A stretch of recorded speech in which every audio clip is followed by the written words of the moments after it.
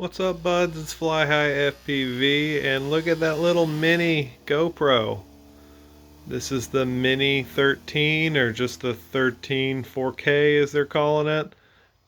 It's tiny. I'm really impressed with the size. It's so much smaller than the regular GoPros. And of course, I've already designed cases.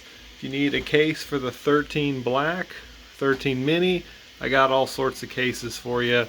Skulls are the beefiest. If you fly concrete, that's what you want. Rugged is right in the middle. It's nice and beefy, thick as fuck, lots of lens protection. And then a minimalist mount is basically just a band around the center to hold the camera and lens protection.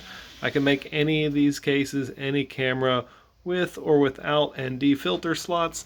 These guys across the bottom have got the ND filter slots for the TBS Jello Guard or Camera Butter Diamonds, slabs of glass.